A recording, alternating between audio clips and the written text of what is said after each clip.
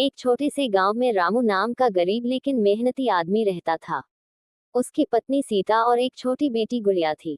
घर मिट्टी का था, छत पकती थी, पर उस घर में प्यार, सुकून और इज्जत रहती थी। रामू मजदूरी करता था। कई दिन ऐसे होते जब घर में बस सूखी रोटी और नमक ही बन पाता, मगर सीता हमेशा मुस्कुराकर कहती, कम है पर अपना है, और सबसे बड़ी बात इज्जत की कमाई है।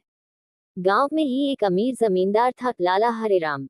बड़ा घर, नौकर चाकर, घी दूध की नदियां बहती थी, पर जुबान बहुत कड़वी थी। वह गरीबों को इंसान नहीं, सामान समझता था।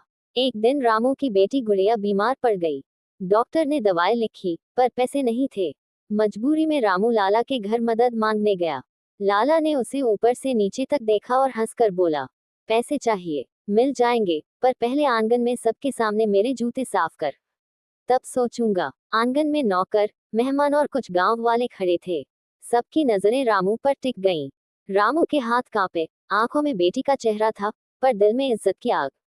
उसने धीरे से कहा, लाला जी, गरीबी मंजूर है, पर बेइज्जती नहीं। मेरी बेटी भूखी सो जाएगी, पर उसका बाप किसी के जूते साफ करके पैसे नहीं लाएगा। ये कहकर वह खाली हाथ लौट गया। घर आकर उसने सच बता दिया। सीता की आंखों में आंसू आ गए, मगर उसने गर्व से कहा, आज तुमने हमारी बेटी को सबसे बड़ी दौलत दी है, अपने बाप की इज्जत।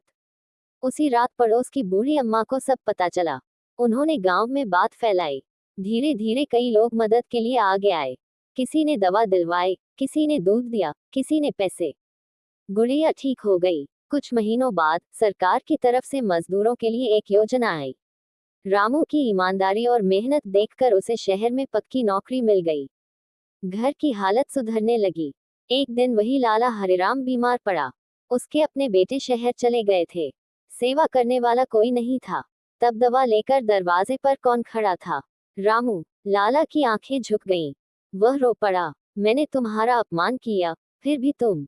रामू मुस्कुराया, हम गरीब हैं, पर छोटे दिल वाले नहीं। इज्जत देना सीखा है, और वही लौटाते हैं। लाला की आंखों से पछतावे के आंसू बह निकले।